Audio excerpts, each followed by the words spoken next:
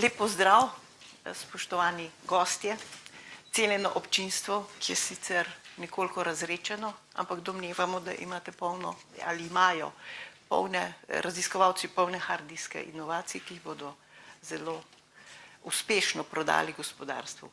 Kakorkoli. No, danes imamo mi, seveda začenjamo s tretjim omizjem,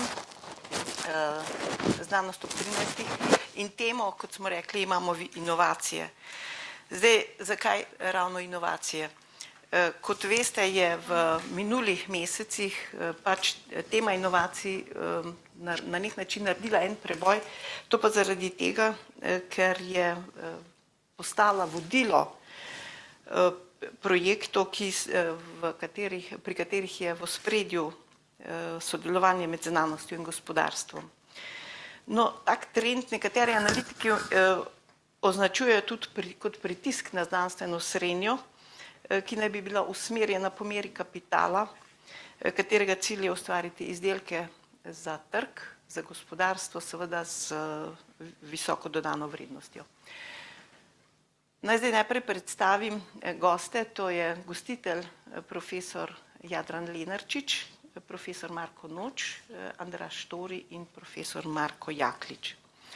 Zdaj seveda govor o inovacijah in kako pospešiti te prebojne zgodbe zavzema kar nekaj vprašanj. Zdaj seveda, kako temu slediti oziroma ne gre vedno samo za tehnološka inovacija, kot se navadno pojmuje, ker obstajajo tudi druga področja in upam, da bo današnji gostje, pa tudi vi, lahko občinstvo, rekli, kaj je pa z drugimi področji. Profesor Lenarčič, vaš inštitut na nek način se pojmuje kot nosilec tistega dela raziskovanja, ki se umešča predvsem v bazične raziskave. Pa me zanima, kako ocenjujete zdaj to intenzivnost povezovanja z gospodarstvom, z vidika seveda teh bazičnih raziskav, ker hlepijo po nekih inovacijah, ki bojo primerne gospodarstvu za nek preboj, za nek push in seveda visoko dodano vrednost. Jaz morda bi šel en korakec nazaj, bom povedal približno takole. Jaz se spomnim, ko sem mlad fant, pač še doktoriral ravno in sem na stopnicah srečal bivšega direktorja Milana Osredkarja, to je bilo 85. leta, in vprašal, pravi, jaz sem slišal, da si doktoriral, kaj pa zdaj delaš? In jaz sem mu z vsem navdušenjem začel govoriti, kaj delam, na kateri problematiki delam. Potem me je poprašal, a ti imaš kakšen projekt? Sem rekel, ne. Rekel, potem pa nič ne delaš. Kar sem hotel povedati je, da znanstveniki obstaja neko prepričanje, da znanstveniki pač nič ne delamo, delamo tisto, kar se nam zljubi, pridemo v službo in delamo, kar se nam zljubi. V resnici pa vsi delamo na projektih. Ali pa ne delamo. Ti projekti so pa lahko različni, lahko so taki, da jih dobiš pač vse to pridobiš tekmovalno s svojimi kolegi ali doma ali v svetu in potem, če si dober projekt napisal, dobro izvajaš, če imaš tudi rezultate in tako naprej, potem ta sredstva dobiš in lahko delaš, razvijaš svoje ideje. Zdaj, če sam na hitro pogledam, kakšno je stanje ta trenutek v Sloveniji, ali pa dajmo reči tako, kako to delajo na Finskem, recimo, ki so uspešni recimo v prenosih inovacij iz raziskovanja v gospodarstvo, ker inovacije imajo širši, torej je več, kot samo iz raziskovanja v gospodarstvo, ampak ta del, samo o tem delu lahko jaz govorim. Potem Finci, Danci, Švicari in tako naprej. Potem je financiranje tam približno tako.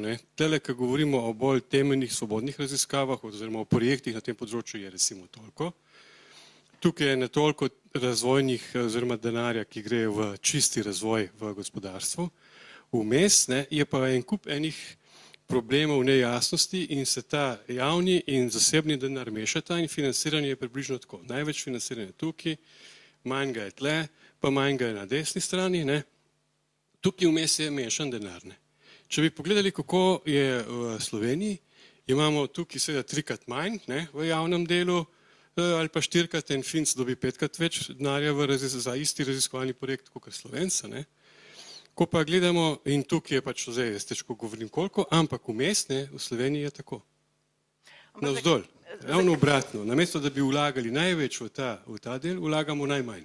Zdaj pa je treba vedeti, ne, samo to bi rad povedal. Ne. Če ne je nek raziskovalec prenaša, govorimo o sistemu, ne o posameznikih, ker vsak posameznik ima svojo zgodbo, ampak ko govorimo o sistemu, če nek raziskovalec želi delati v tem področju, potem mora imeti tudi prostor, možnost za kariero. To pomeni, ker ti ne moreš delati inovacije ali pa sistemsko prenašati znanost v gospodarstvo, če nimaš profesionalce, ki to počnejo, če nimaš ljudi, ki imajo kariero. Ti ne moreš kot profesor delati ne vem kakšne razvojne dosežke v gospodarstvu, ampak potrebuješ profesionalne inženirje, profesionalne tudi doktorje, ki imajo znanja in podlage, da določene stvari profesionalizirajo do tega nivoja, da gre v gospodarstvo. Torej, tlele moraš imeti prostor za neko kariero. In mi nimamo tlele prav nobenega prostora za kariero. Ne govorimo o posameznikih, ki so vsi v gospodarstvu, pa jih je neki trčilo, pa se spuščajo raziskovalni del, ali pa tiste posameznike v znanosti, ki se spuščajo tudi v podjetništvo in tako naprej. Ne. Tlele vmes pa mi sistemsko nimamo, razen občasno, nobenih rešitev. Ne. Lansko leto, samo še ta stavek, lansko leto je Slovenija vložila na področje povezovanja znanosti in gospodarstva, torej v tem delu, ki jaz govorim, dajmo reči aplikativnih raziskav, natančno nič denarja Slovenija. In seveda ta denar se parira z gospodarstvom, ker tukaj ni nič, tudi gospodarstvo pač ne parira, tako to je. Potem zaradi tega nerazumevanja teh procesov ne prihaja recimo v delu strokovne javnosti, kamor štejemo tudi seveda gospodarstvo, pa tudi v laični javnosti, vsaj v delu laične javnosti do ocen, da seveda nikar ne raziskujte kar tako zaradi raziskav samih, ampak da je treba seveda vsaka inovacija, vsaka raziskava, inovacija mora imeti nek smisel, mora reševati nek problem iz okolja, recimo. Jaz sem že večkrat kazal te grafe, oziroma neke slikce na temo, kako te stvari gredo. In te stvari so zmeri dvosmerne. Dobra temeljna raziskava temelji na nekih vprašanjih iz aplikativne raziskave. Dobra aplikativna raziskava temelji na nekih vprašanjih in odgovorih iz temeljne raziskave. Ena brez druge ne more živeti.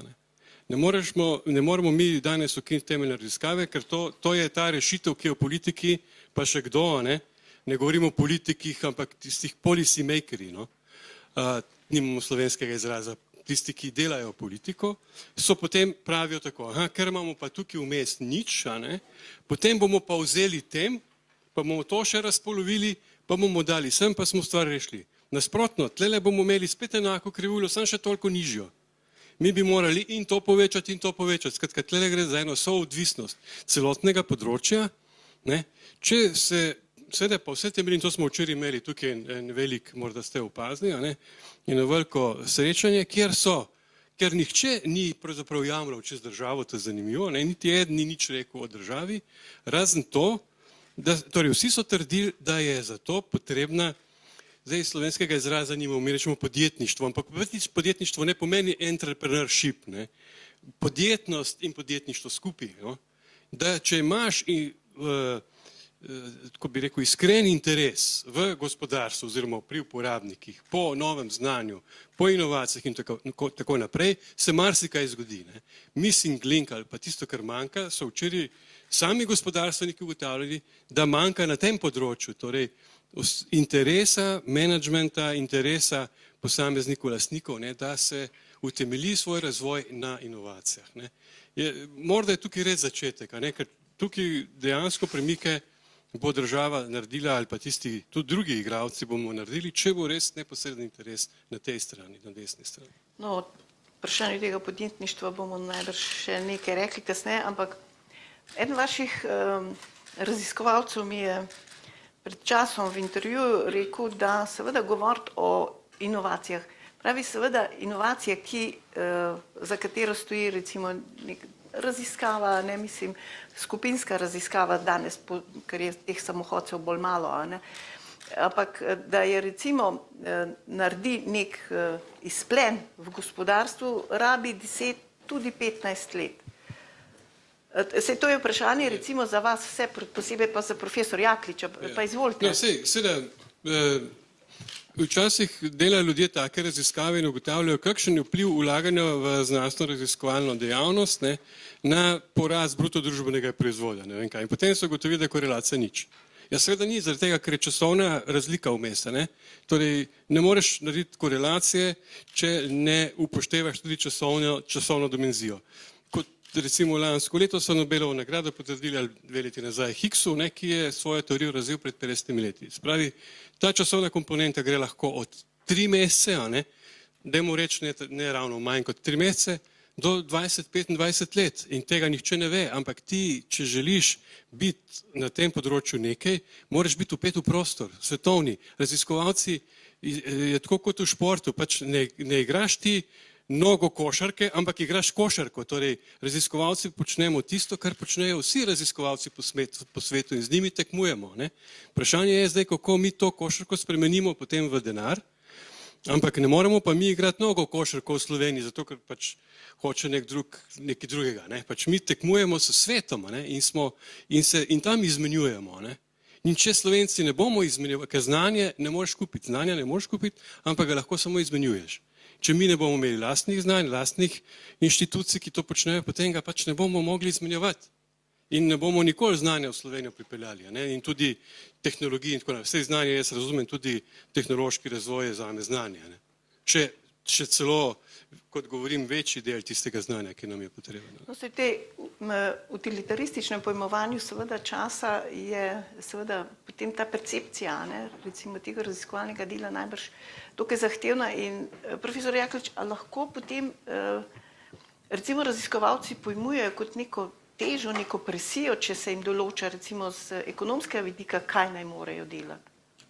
Prav gotovo ne na te principe, ki smo jih mi deležni v Sloveniji, vse bolj žal, ki jim jaz rečem, zapozneli fordizem, se pravi merjenje v smislu števila ur na delovnem mestu in tako naprej. Metrika prav gotovo takšna ali drugačna mora biti, tudi odvisno v kateri raziskovalni fazi si, lahko je to čisto samo zaradi izvedavosti. Veste, ključne tehnologije, ki jih danes uporabljamo, 30, 40 ali več let nazaj so bile odkrite brez kakšne, zaradi tega, ker je ljudi zanimalo nekaj odkrivati, zakaj gremo v vesolje, zanimivo je, ampak uporabnosti običajno z nekimi desetletnimi zamiki in tako naprej pridajo. Tako da bi temu pravimo Pasteurjev kvadrant, se pravi ljudi že na bazični ravni usmerjali samo tam, kjer že kmalu vidimo neko koristnost, mislim, da bi bila velika napaka. Ja, danes pa se na nek način to pojmuje, recimo to, kar smo prej s profesor Lenarčičem govorili, mislim, gospodarstvo samo hlepi, dajte inovacije z teh vaših predalov. Gospodarstvo, bom tako rekel, pa ne bom začel Slovenijo jamrati, bom dal en primer iz najbolj razvitega podjetniškega okolja, ker Jadran je pravilno rekel, tisti missing link je ta most, inovacijski most, med znanostjo na eni strani pa inovativnostjo oziroma podjetje na drugi strani. In zdaj po tem mostu hodijo podjetniki ali pa hodi neka podjetnost, hodijo inženirji, jaz vedno trdim, na obeh straneh mora biti inženirska logika, ki zna na tej strani že pripraviti nekaj, kar je v laboratorijih nastalo do neke, bom rekel, oblike, produkcijske in na drugi strani morajo biti razvojni inženirji v podjetjih. Se pravi, ta most je na nek način lahko zelo zahtevna zadeva. Bom začel dosti mikro. Bral sem en intervju za direktorico Technology Transfer Office na Stanfordu, pa še iz ene druge univerze ameriške je bila eno tako razgovor, je bil kot tale današnji in so vprašali, koliko pa je koristi od vas, koliko pa vi prodate tehnologij, Stanford v Silicijevi dolini, kjer podjetniki rastejo na drevesih. Pa je rekla, ni povedala številke, meni bi bilo zelo zanimivo videti to, ampak je rekla zelo neuspešno. In vprašanje potem bilo, kaj pa je razlog? In ona je rekla, naši znanstveniki so preveč spredi ali pa pripeljejo tehnologijo, rečemo, temu tako, do tiste faze, ki je še v bistvu neuporabna za podjetja, še posebej podjetja zdaj v tem obdobju. Ne? Se pravi, nekaj manjka.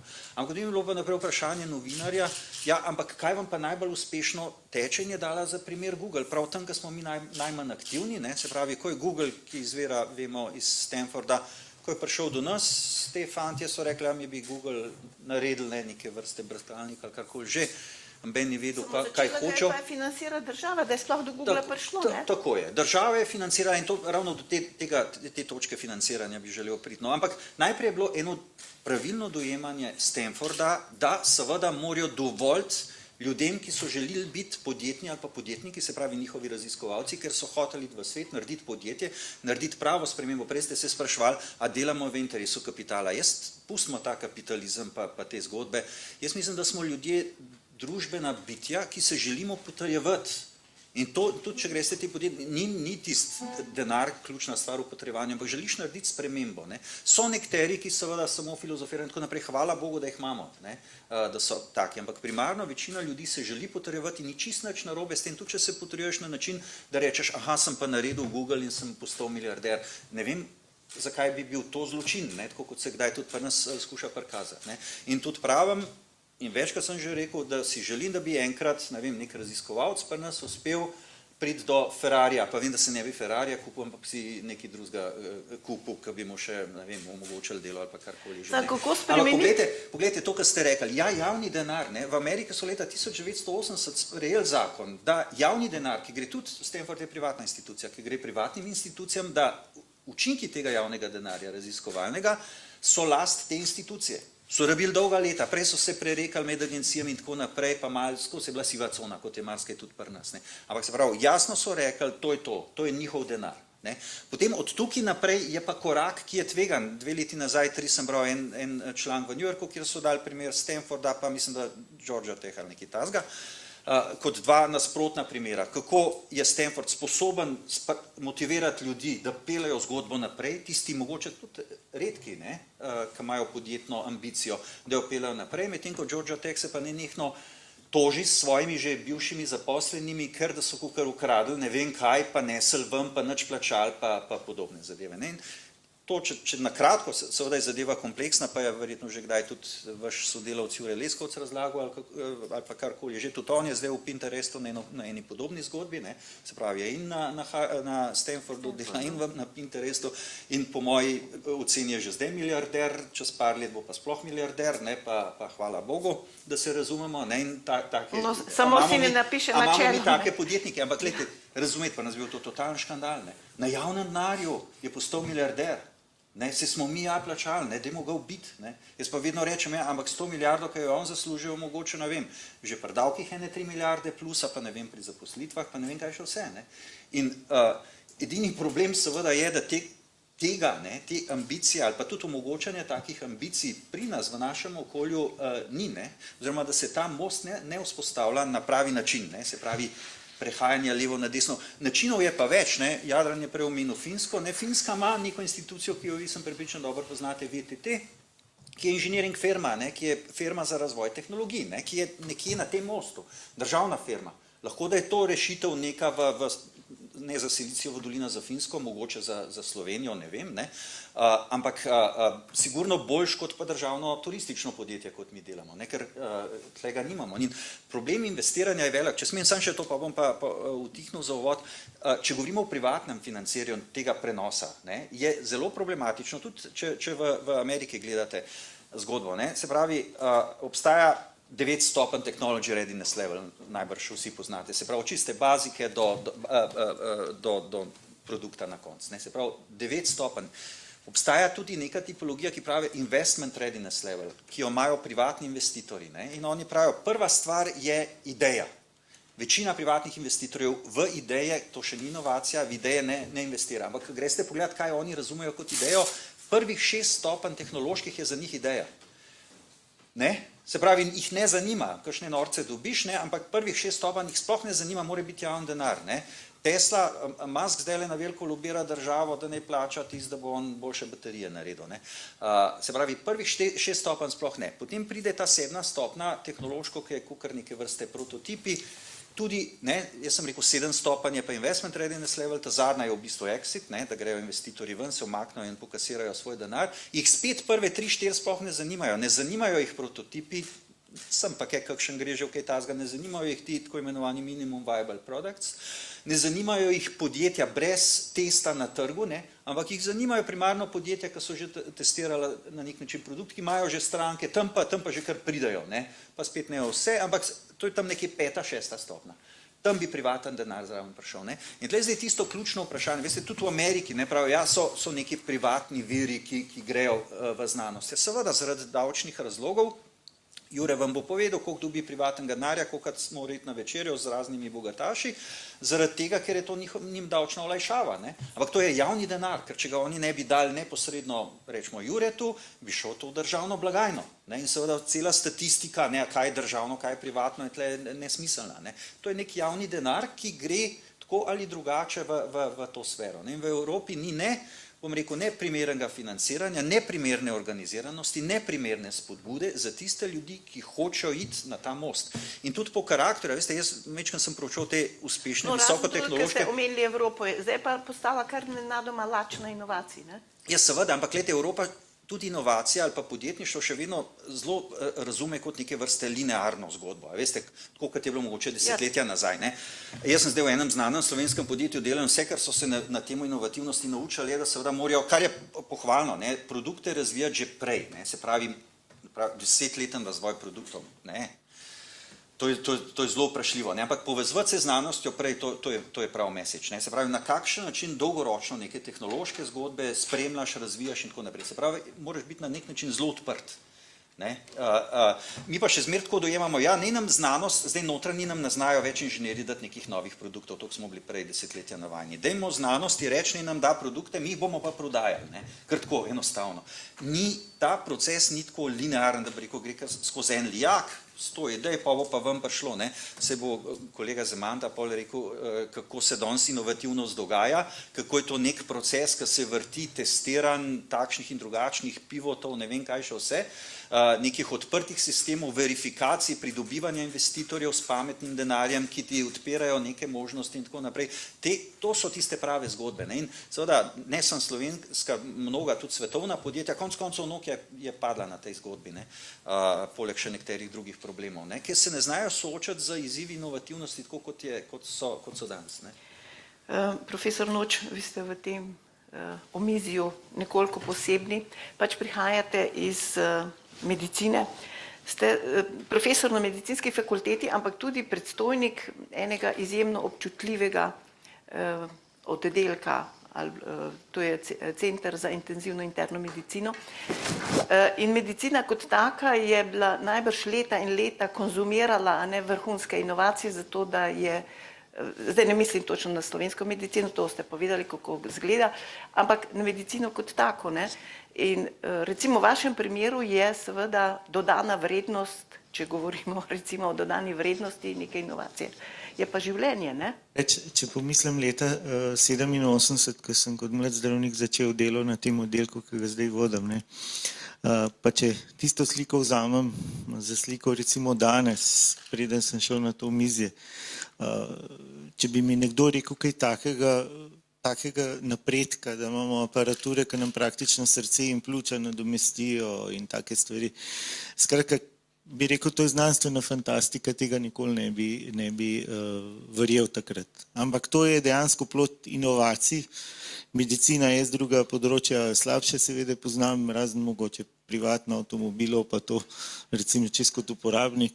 Ampak kar se medicine tiče, mislim, področje napredka inovacij tukaj je neverjetno. In pri čemer vemo, da človeški organizem je vedno enak.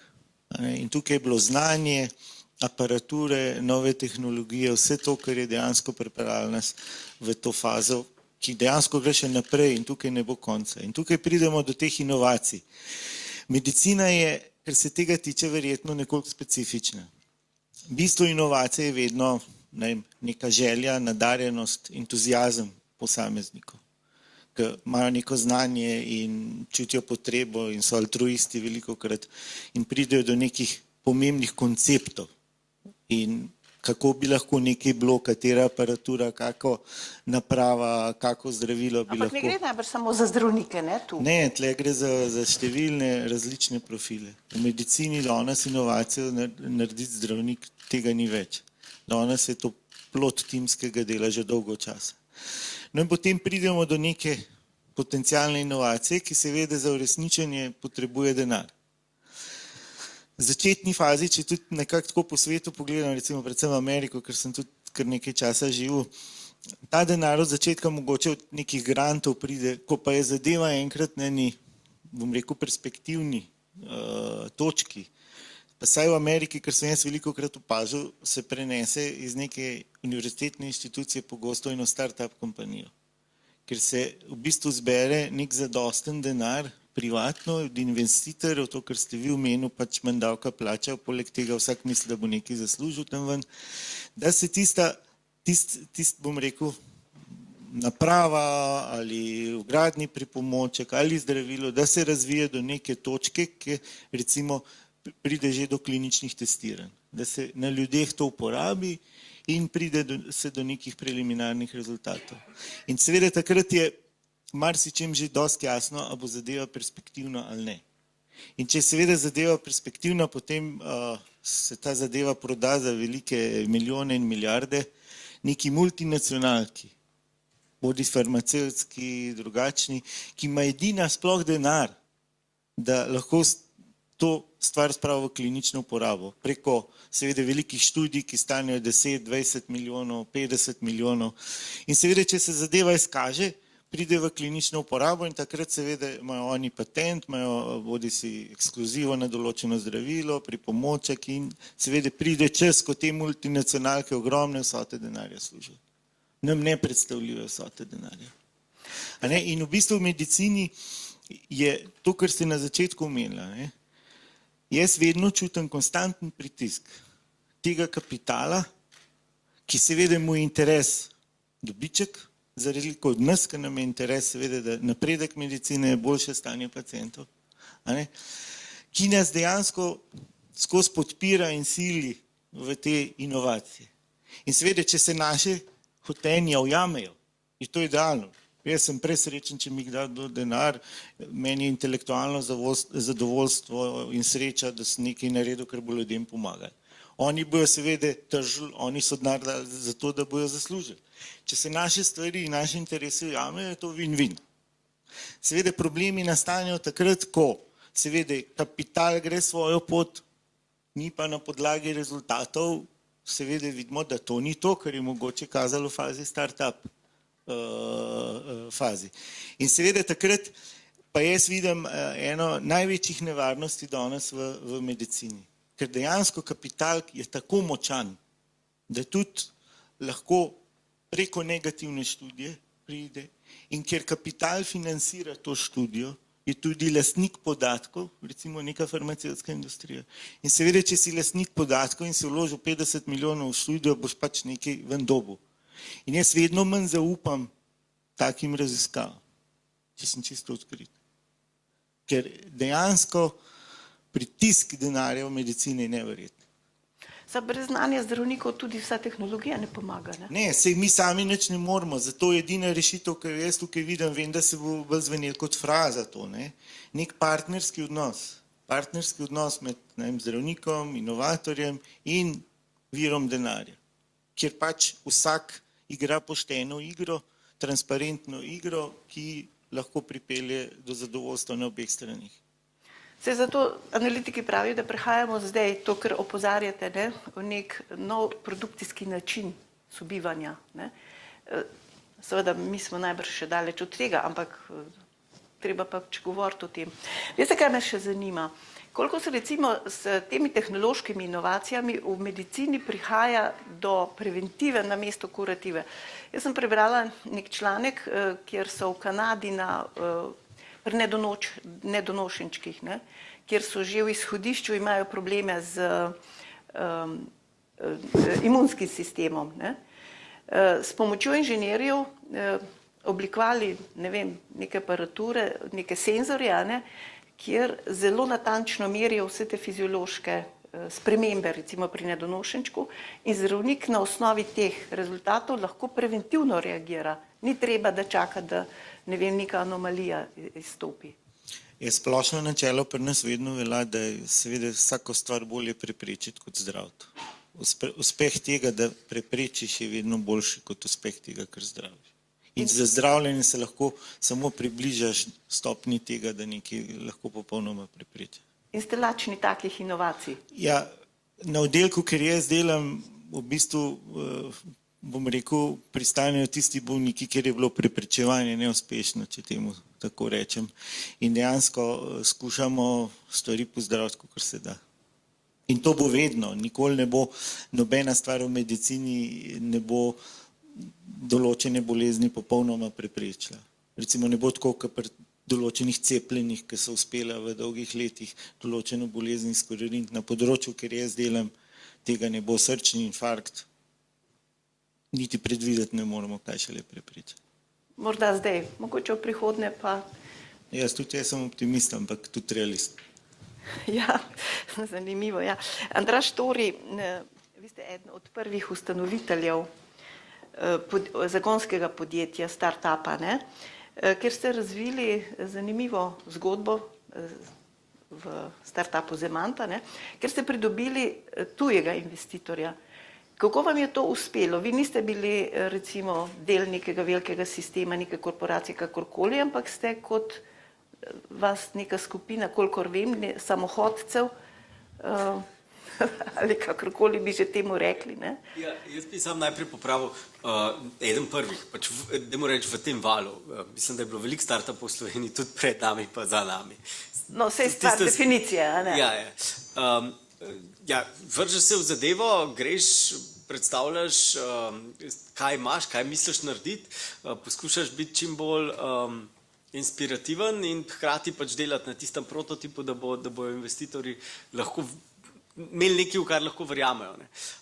Zdaj, če bi se navezal na te dozdajšnje izjave, meni se zdi en koncept zelo pomemben. No, ta linearnost je res, saj tisto, kar jaz vidim, pač ne obstaja, da bi znanost nekaj pripravlja v paket, pa nekdo drug to vzame pa odpelje do produkta.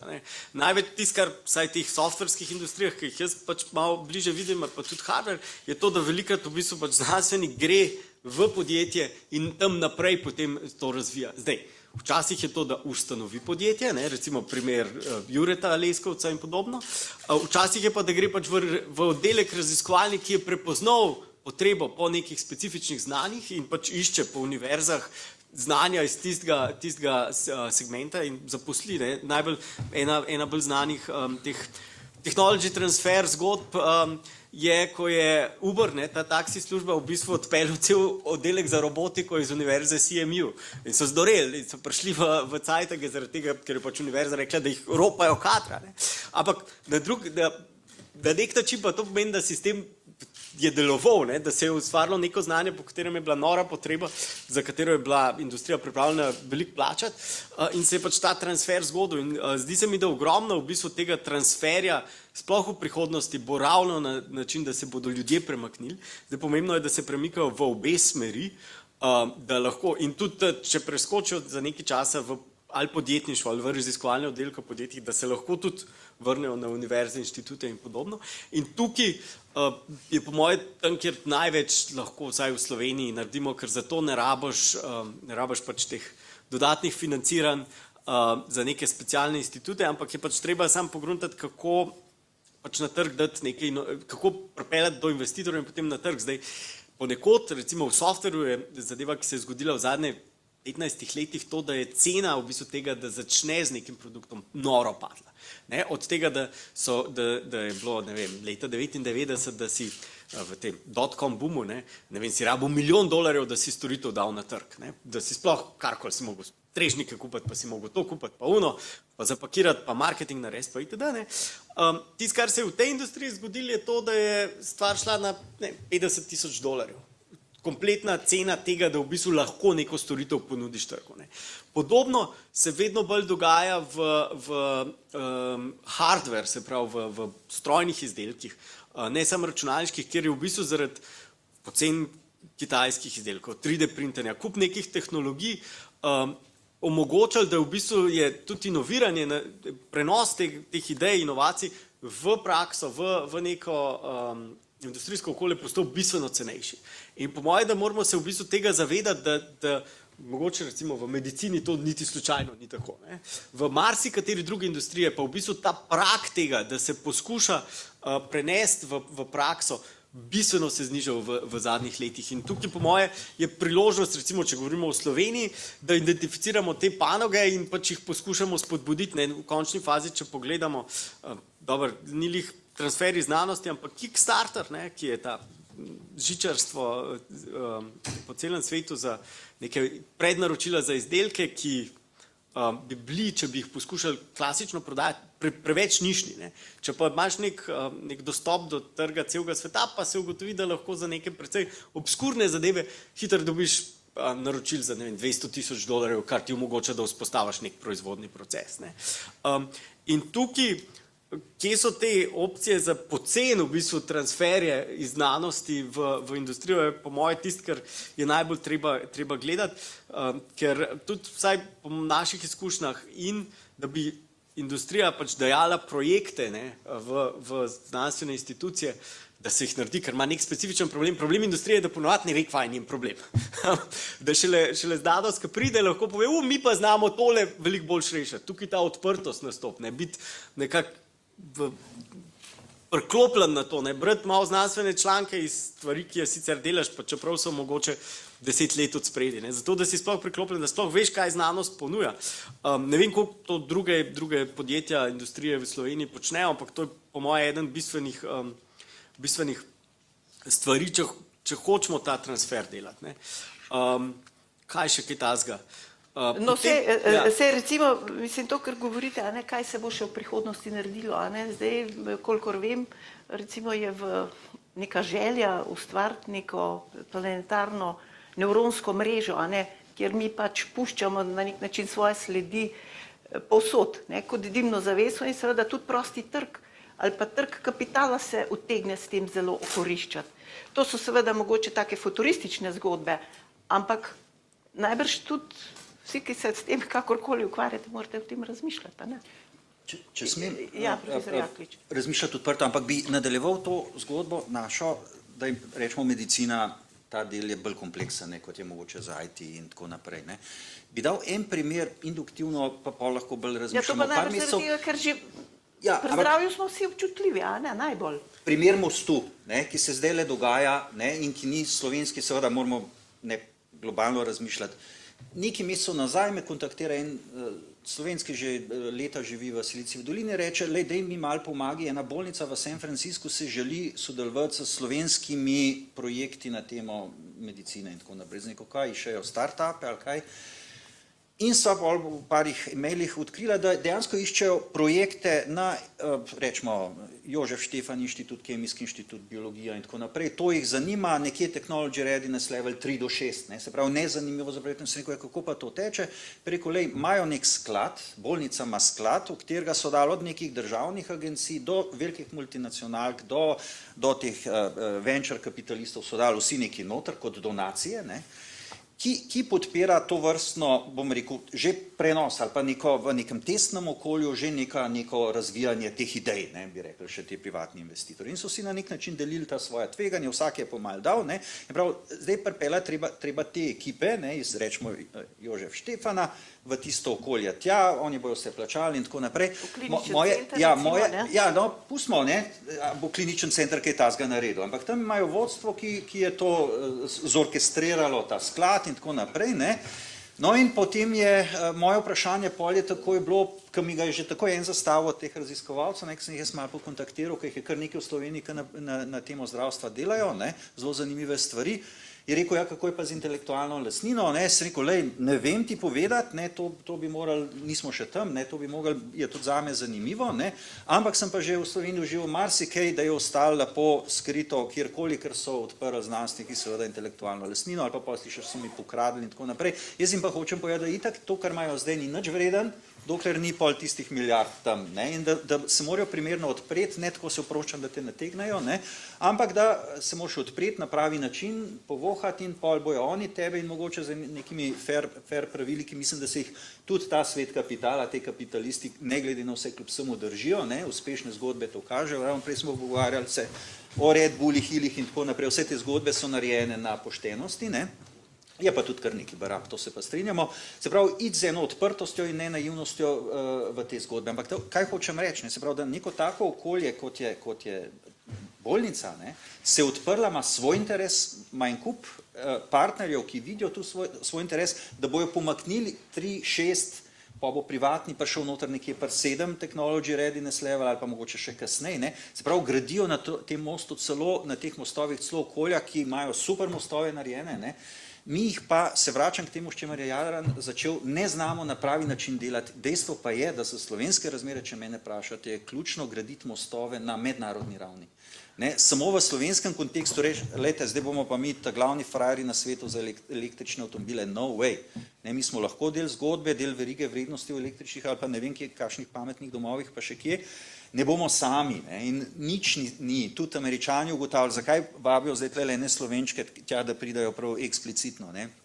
Mi smo povezani planetarno, ne, kakorkoli že, seveda imamo neke svoje interese, svoje zgodbe, ampak se moramo za Slovenijo pa sploh vala, ne, iz te naše gnilobe absolutno se odpreti, ne, iz teh kriterijev podpovprečnosti, ne, ki veljajo tule, ne, tako, ne, ampak res spodbuditi to, bom rekel, zmagovalno miselnost, ki se bo pa izražala in se izraža, če pogledate te uspešne zgodbe od vas, konc koncev, do teh, mislim, teh start-up podjetij, ki bojo milijarderji kmalu, ne, če se ne bomo to pogledno odprli in se bomo tudi dokazali kot uspešni, sem prepričan. Jaz bi sam na to dal, v bistvu, jaz mislim, da to je verjeten, kako bi rekel, tudi eden od stvari, brez katerih pač lahko vsem ostalim razmišljamo, pa nima pomena.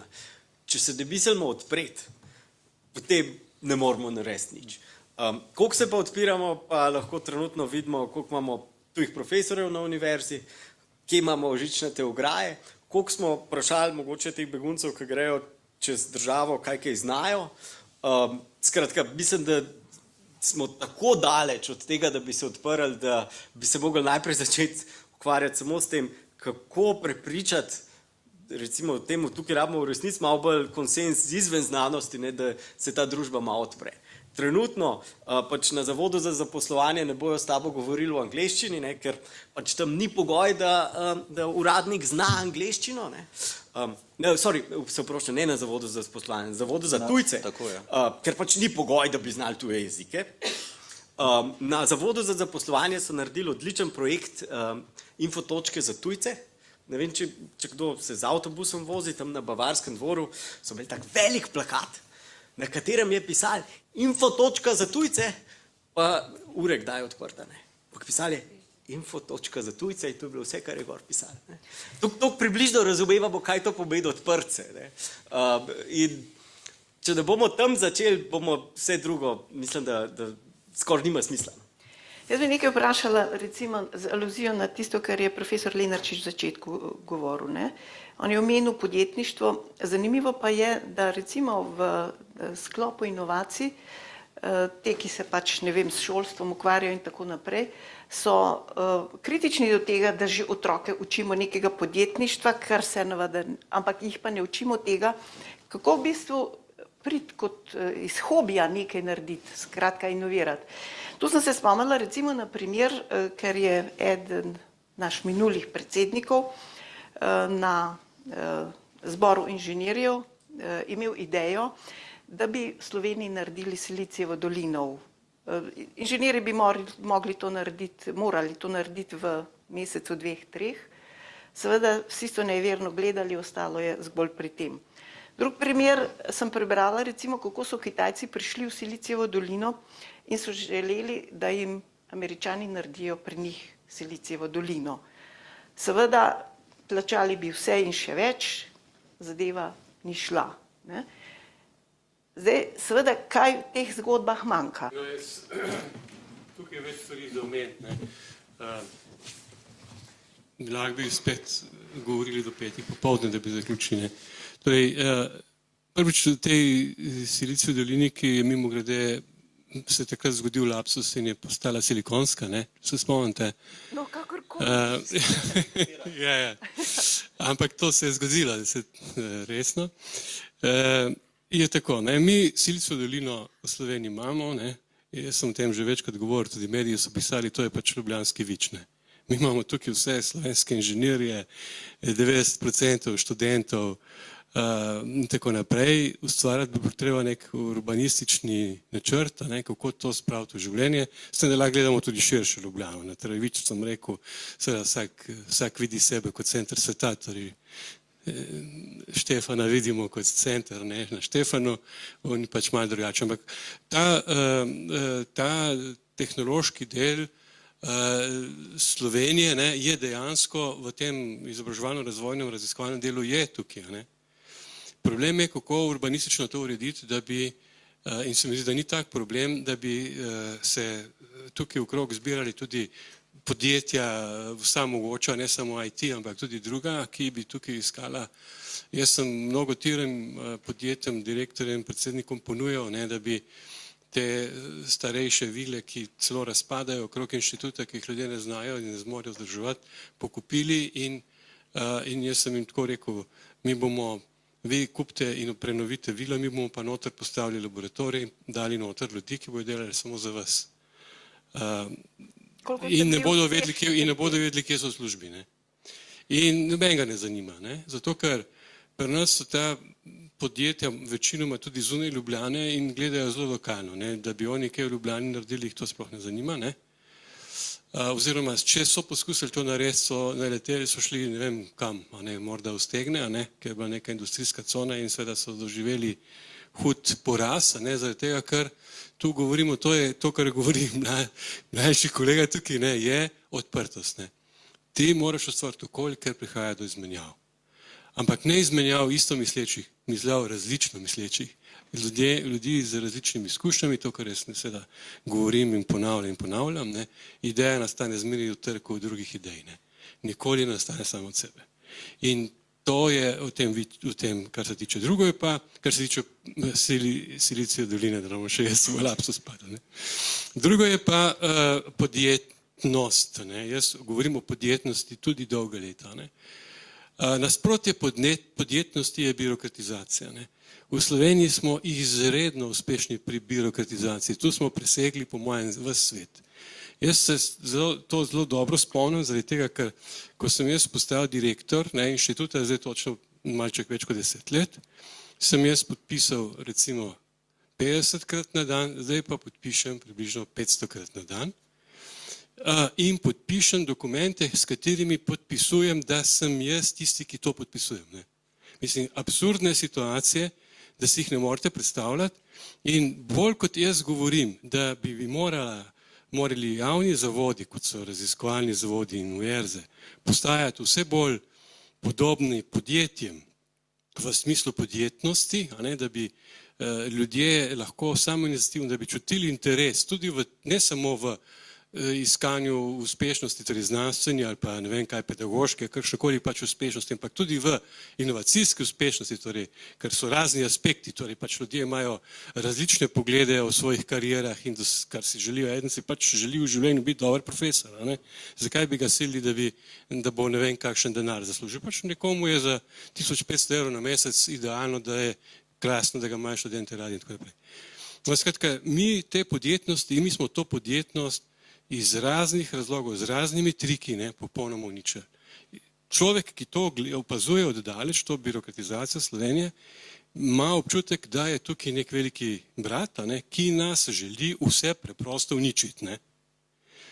In ta birokratizacija, ne, ki je točno nasprotje podjetnosti, prav na drugi strani torej sveta, ne, te podjetnosti, se potiho in na glas torej širi v to stroko in mi postajamo vse manj in na koncu ugotavljaš, da najboljš, da ne delaš nič. Ne, in da najboljš, da ne misliš nič in se sprašuješ, ne, kdo je tisti, ki to tako sistematično počne.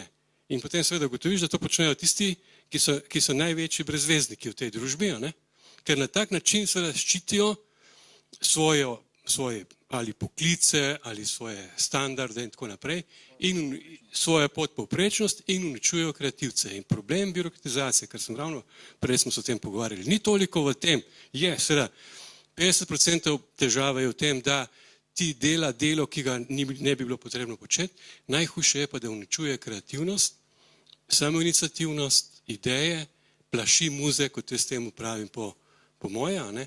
In ne vem, kako se iz tega izmotati. Kljub temu, da to govorim, vse bolj postajam seveda persona non grata, ne? Ko pridem jaz na neko ministrstvo, me vsi gledajo grdo, ne? Ker sem spet me bo nekdo gledal zaradi teh mojih stavkov tukaj, ne? Kakor da jaz zdaj nekomu govorim, da je birokrat. Ti, če si uradnik, nisi birokrat, si lahko dober uradnik, ne? In nekdo mi je rekel, prej sem omenil Dansko kot zelo uspešno, tudi tehnološko in ravno v tem prenosu znanosti gospodarstva zelo uspešno družbo, so oni nek trenutek, to mi je pač rekel nek Danc, za 50% zmanjšali vsa ministrstva in podobno, ker so rekli, če mi zmanjšamo število teh ljudi, se bo tudi obseg te birokratizacije zmanjšal, ker zdaj te ljudje nimajo časa si izmišljati neumnosti, ne? Ampak temeljijo na tem, kako ponastaviti procese, ne? To, kar si mi želimo, ne? Ker mi in seveda jaz tudi poudarjam, da v Sloveniji ne primanjkuje kmečke pameti, kot kdo pravi, ne? Ampak inženirska pamet, kar je bilo kar povedano. Mi pač potrebujemo na vseh področjih inženirsko pamet. Primeš in narediš, ne? In nič drugega. Vse je zanimivo, ne, recimo, da se pojavlja pri takih bolj elokventnih intelektualcih, bom rekla, neka ideja, da bi se premaknili iz te stihije, ne, da bi ustanovili neke podjetniške ali start-upe, kakorkoli bi že temu rekli, ki bi znali inovacije prodajati v svetu. Po drugi strani pa ideja, da bi uvedli borzo inovacij. Pa me zanima, kaj vi o tem mislite. Profesor Noč, vi medicina se najbrž take stvari ne bi vključevala. Ali pa, ker konec koncev vidimo, da je recimo ravno na področju medicine se zdaj zadnje leto, mogoče, Andraž, ti me lahko popraviš, pojavilo ogromno start-upov, ki posegajo na nek način v to polje medicine. Zdaj, medicina, tako kot vsaka znanost, če bomo mi mejo postavili na Karavankah, tega ni. Danes je znanost na področju medicine samo mednarodna in nacionalne ni. Tako da v bistvu, če mi ne postanemo del te znanosti, te odprtosti, potem smo jasno izgubljeni. In recimo glede odprtosti, jaz moram reči, da moja osebna izkušnja je, da je bila leta 1991 slovenska medicina bolj odprta mednarodno, kot je zdaj. Zdaj se ustvarja nek vtis preko obiskov kongresov in kratkih gostovanj, kako smo mi mednarodno dobri, ne vem kako. V bistvu je pa edini način za odprtost v medicini, da mladi ljudje z univerzitetnimi akademskimi ambicijami, da imajo enostavno pogoj, da 2 leti nek PhD ali nekaj podobnega, 2 leti v najboljših inštitucijah po svetu, pridejo nazaj in potem tukaj stvari furajo. Ko bo enkrat kritična masa teh ljudi, ki je zaenkrat daleč od tega, ker ni to v sistemu grajeno, izobraževanje, specializaciji, doktoratov in vsega tega. Ko bo enkrat do tega prišlo pa kritična masa, pa se bo slovenska medicina odprla. Tako pa mi v bistvu ustvarjamo pogosto neko dimno zaveso samoimenovanih svetovnih avtoritet na področju medicine, ki seveda, če pogledaš PubMed, če pogledaš nek mednarodni kongres, evropski svetovni, oni predavajo ali ne, so faculty, ne, nobenega ni. Tukaj se ustvarja mit teh avtoritet dejansko, ki so no name, če temu tako rečem, ko prečkajo Karavanke. In seveda, tudi inovacije se začnejo pri odprtosti. In če seveda tega odločilnega koraka, te spremembe v sistemu izobraževanja mladih, ker starih ne boš spremenil, ne bo, seveda to je tudi zopet proces potem naslednjih 10 let, da se ustvari kritična masa, tudi na področju inovatorstva in vsega tega bomo pač lahko v najboljšem primeru sledili sam drugim, nikakor pa bili del tega. Razen redkih prebojev, ki so posledica izjemnih posameznikov, ki izkoristijo določene srečne okoliščine. No, taki posamezniki bi najbrž uspeli kjerkoli, ne?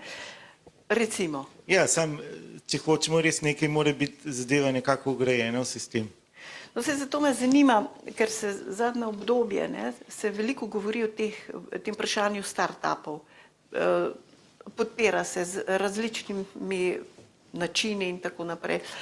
Pa me zanima naslednje, ne. Včasih smo rekli, da imajo ljudje prebitek osebnosti in potem hočejo nekaj več narediti. Ne. In če izhajamo iz teze, da imamo pri nas zelo dobro izobražene ljudi, mlade ljudi, me zanima, če lahko množica teh startupov na nek način reši to naše gospodarstvo, ki ni tako briljantno. Pa me zanima samo še tole od vas, od vsakega. Ja, veste kako, recimo moje znanje ali pa neznanje z tega področja izvira iz pač izkušnje, ki sem s 3 do 4 iz Silicijeve doline pač delal v fazi razvoja nekih aparatur, deviceov, pač je bilo potrebno prve klinične študije narediti in te zadeve. In v bistvu je žalostno to, da sem tega načina razmišljanja, kljub temu, da sem tukaj redni profesor, ne, da sem se v bistvu takrat učil pri 45 letih, da ni bilo to nekaj, kar bi avtomatično že kot študent medicine vedel, najkasneje pa seveda, ko bi doktoriral. Nekako sem slutil takrat, ko sem živel v Ameriki, vendar res, kako ta zadeva deluje, sem videl takrat. Zdaj, kako to, a to v Sloveniji smo zmožni tega ali ne, na področju medicine trenutno ne vidim načina. Jaz mislim, da najbolj fajn, da se v ta mednarodni pool skušamo čim bolj uvrstiti in ne izumljati tople vode tukaj pri nas. Ja, profesor Jaklič. Ravno to, bo Andraž pa povedal, ravno to tudi zaradi prisile naši startupi delajo, ne, in v bistvu so zaradi te svoje odprtosti in bojo čedalje bolj uspešni, ne, in to mislim tista prava pot, seveda, ko bo pa drug del te naše slovenske infrastrukture to dojel, potem bo pa na nek način sledila. Niso pa startupi sami kot taki rešitev, ne, ko se pogovarjamo o zaposlenih in tako naprej, seveda z vidika nacionalnega interesa bi se želeli imeti predvsem gazele, ne, se pravi hitro rastoča podjetja, in ravno zdaj smo eno študijo delali, koliko je iz startupov, kar se Slovenije tiče, nastalo res gazel, kot je, ne vem, Akrapovič, ki ima zdaj 700-800 zaposlenih in tako naprej, ugotoviš, da ti principi, ne, zdaj je bil Akrapovič na začetku startupa ali ne, je stvar diskusije, ne, ampak da ti ta glavni, ki na veliko zaposlujejo, seveda v veliki meri niti niso bili, ne, po neki definiciji startupi, ne. Drugo, kar pa je, veste, imamo sisteme, kot so Gorenje, ki ima 10 000 zaposlenih in tako naprej. Če se ti veliki sistemi ne bojo primerno prilagodili, ne, s primernimi inovacijskimi sistemi, potem nam bo trda predla, nam ti startupi ne bodo v tem smislu. Se pravi, ni čarobne palčke, ki bi samo tole bomo naredili, ne. Če se vrnem na začetek, ne, stvar je bolj kompleksna, Jadran je omenil, ok, smo imeli voditelja, enkrat, ki je obljubil Silikonsko dolino, pa obljubil je tudi 30%, če se spomniš, manj zaposlenih, se pravi, ampak spelu ni, ne, se pravi, ni imel inženirske pameti, ne, v tem smislu. Jaz mislim, da nam primanjkuje res enega pravega, ali pa par pravih vodij, ki bi things done, ne, se pravi z neko inženirsko logiko, predvsem v smislu razbremenjevanja. Ne. Jaz sem zelo tako, že pri tej strategiji pametne specializacije, ubi Bože, no, po domač povedal, ne, pa bomo tam to zgradili, pa uno zgradili, pa dajmo, ne, to, kar sem jaz prej sem bolj dal kot izziv VTT, pa naredimo še eno firmo, ne, za prenos, pa naredimo še to. Ne, odpreti se je, organizacijske oblike bojo sledile, kaj mora seveda tudi država narediti, ne, ampak že, če bi manj naredila, bi bilo bolj, no, za začetek, ne. Pol pa bomo lažje zaživeli. Veste, tudi to, da nas razbremeni to, kar Jadran govoril, pa to, lejte, to breme ga vsak dan, bo vsi trije smo iz tega okolja, tako da tebi se lahko smeji, ne, ampak čutimo to breme vsak dan, to težo, ki se mi zdi, da so ga dali navadni delavci že skozi, ne vem koliko nazaj, tudi ta podjetja, mi šele v to na veliko gremo. In tudi to, lejte, kar se inovativnosti tiče, sam en primer bom dal, ne, to ni samo za mlade. Lejte, IKEA vsi poznamo, v 50 letih glavni del inovativnosti ni bil Ingvar Kamprad, ki je pripeljal to, dajmo narediti drugačen poslovni model že, ne, v tem smislu do it yourself, pa znižimo stroške in tako naprej. Ampak bil je, se oproščam, en resničen dogodek, so mi ga Švedi povedali, tudi zapisan, zapit tip v skladišču, ki so skušali tisto mizo, ki je imela noge takole gor poriniti v en majhen avto ala fičo, ki ne gre, pa je pa rekel on, bil je zelo prav kreativen, je rekel, pa kva mi šraufamo te noge, dajmo mu take matice, da bo sam zložimo skupaj, pa bo. Ne. Ampak v zadju je bil sistem, Ingvar Kamprad ga je slišal in idejo, on je imel idejo, no, žruzga, ne, spremenil v inovacijo, ne, ki je spremenila cel, bom rekel, poslovni model. Ne. Se pravi, en zapit tok človek naveličan vsega je naredil Darmar, svetovni, ne. Ja, Andraž, pa bomo potem zaključno besedo dali še direktorju. Jaz bi se sam strinjal s tem, no, vlagati preveč upov v startupe je malo nevarno. Startupi pač so en segment podjetniškega delovanja, verjetno vedno bodo.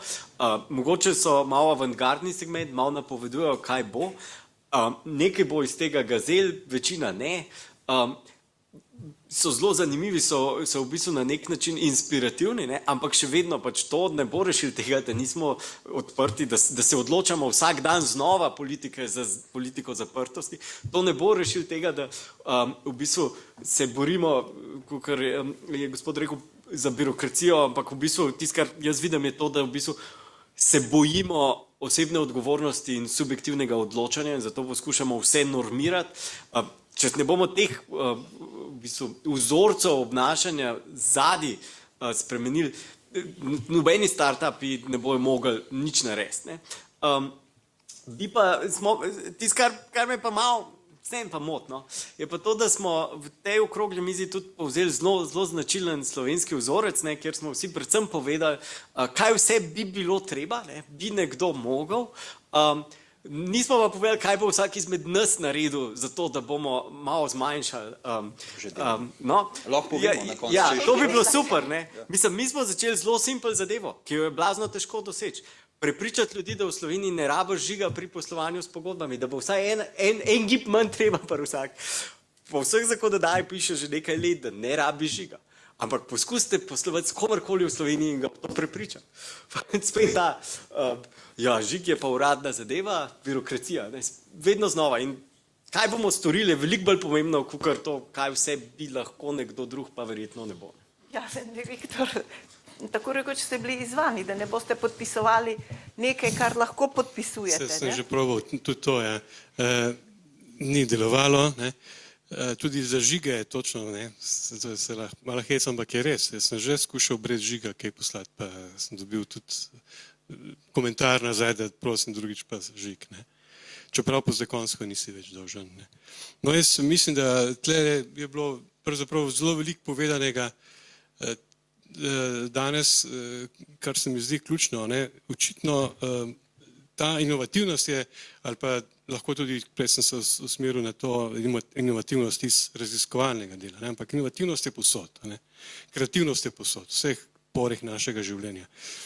In kar ta inovativnost, kreativnost potrebujejo pač prostor, ne? Kjer se to dogaja spontano. Dogaja se pa spontano tam, kjer imaš taka okolja.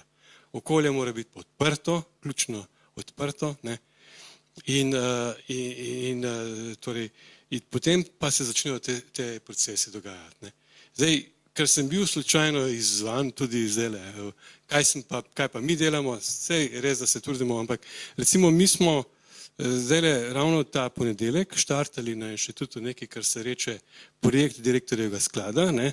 Čeprav formalno ne obstaja direktorjev sklad, pač pa imamo sredstva za investicije, smo spremenili način, kako ta sredstva prepustiti vodjem, ki potem kupujejo neko opremo in tako naprej, ampak smo naredili poziv za mlade do 7 let po doktoratu, ki morajo priti ven z noro idejo, z noro popolnoma obsedeno idejo, s katero bodo postavili nekaj čisto novega za inštitut, po možnosti multidisciplinarnega, da bodo povezali, da lahko jih je tudi več, da bodo povezali različne področja inštituta, zato in da bodo tekmovali. Skratka, da ustvarimo neko interno tekmovalnost, noro idejo, stimuliramo, ker jaz pravim seveda, kot veste, da trdim, da so ideje slabe in nore, drugih ni. In skratka, vse to želimo na nek način znotraj spostaviti, čeprav nimamo tega orodja inštitucije javne, da bi lahko plačevali tudi raziskovalno delo z nekim institucionalnim financiranjem, ki bi prihajalo od zunaj, lahko pa investiramo tako, tako da mi smo zdaj to skušali narediti. Celo zunanji, ki niso zaposleni na inštitutu, lahko pridejo s tako idejo, vendar se pričakuje, da bo potem seveda sodelovali z inštitutom, če se to okolje vzpostavlja. Mislim, da je ključno vzpostavljati odprto okolje, okolje, kjer prihaja do izmenjav, kjer prihaja do prepihov, kjer prihaja do tega, da trčijo ideje eno v drugo in potem se bo vse ostalo dogajalo samo. Tako. Ja, profesor Noč, a imate še vi kakšno idejo? No, Ja. kaj? Ja, poglejte, a ne, jaz se z vama, mi smo pač javni sektor, se zelo strinjam, mi smo tudi pregovorili o tej birokratizaciji, ne. In jaz moram reči, da od januarja 1. ne, odnosno 2. ne, da od stotine mailov, ki jih dobim od raznih služb UKC-ja, takih, ki prvič imena slišim, ljudi, ki prvič imena slišim, vsi nekaj hočejo, točno vem, da tiste stvari bojo po nekih predaljih in čez en mesec bo isti mail nekdo drug poslal in te zadeve. Skratka, take stvari sem pričel uporabljati eno čudežno tipko na računalniku, ki se imenuje delete. In ta čas namenjam branju znanstvenih člankov in predvsem lastnemu, bom rekel, znanstveno-raziskovalnemu delu. In sem bistveno bolj srečen človek in mislim, da bo tudi ta družba imela več od tega. No, posnemovalcev bi se želeli več in več z tej smeri. Do zdaj še ni bilo posledic.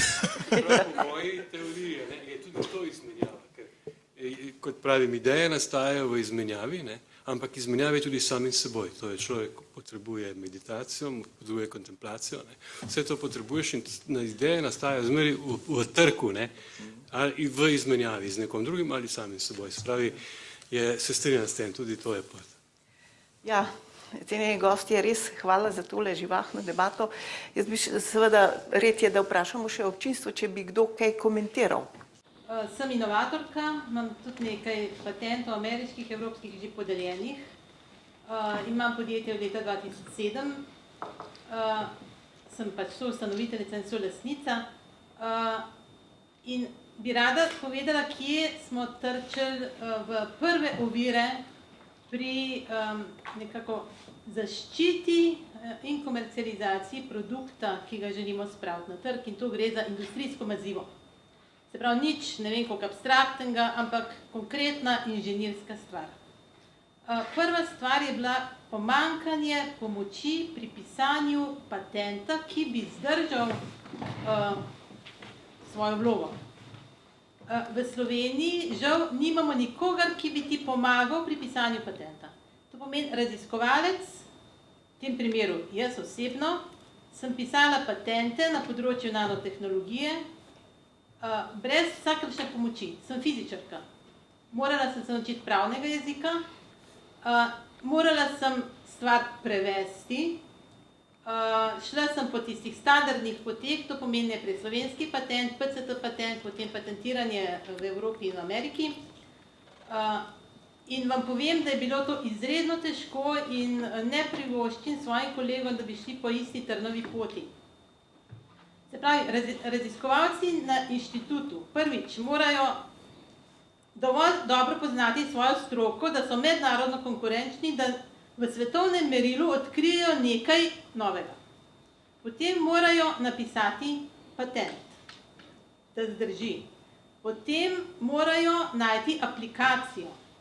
Potem morajo nekako angažirati po svojih povezavah ljudi, ki jim bojo naredili aplikativne raziskave, da potrdijo, da gre za nekaj, kar bo uporabno v gospodarstvu.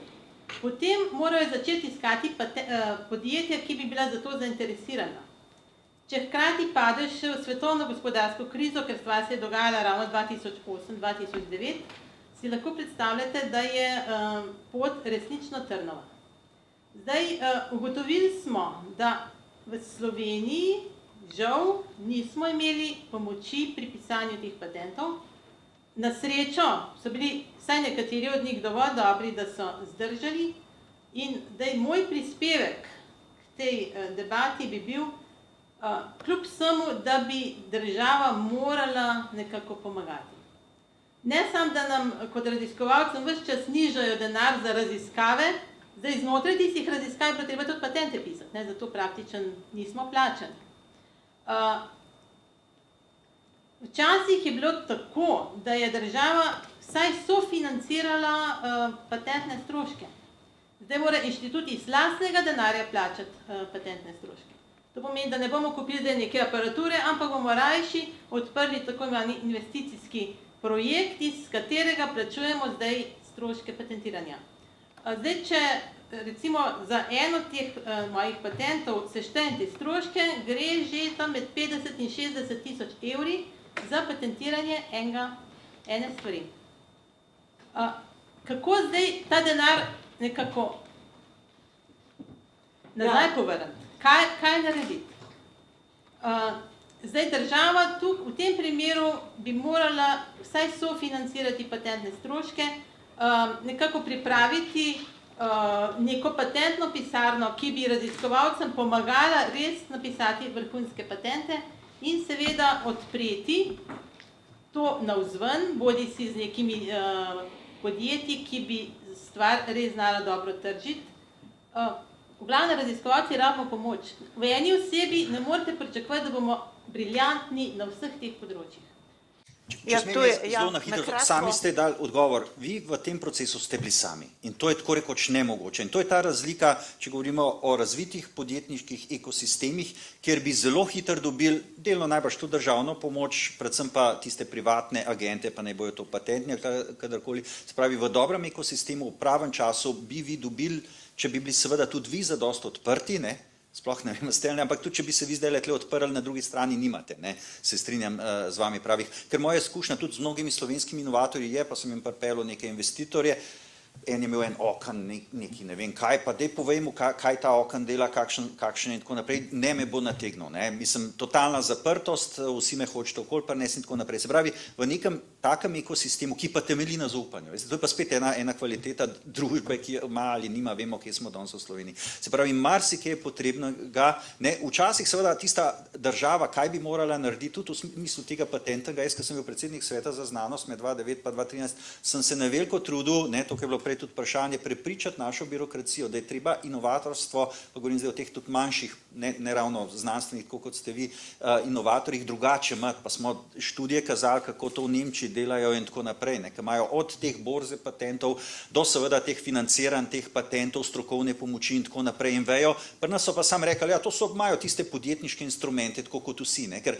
lahko imaš kot inovator SP ali pa DOO, ampak tvoje podjetje je čisto drugo, kot je to, kar ima na primer Andraž ali pa kar ima, ne vem, Krapovič in tako naprej. Ti tudi nisi običajno niti nemotiviran, niti sposoben to zgodbo razvijati do ne vem kakšne implementacije, pa da boste po celem svetu prodajali, niti ni vaš interes, ne. Se pravi, žal je tako, da naš ekosistem še ni tako razvit, ne, trud se vsak nekje na svojem področju, upam, da se bo enkrat tako sestavil, ne.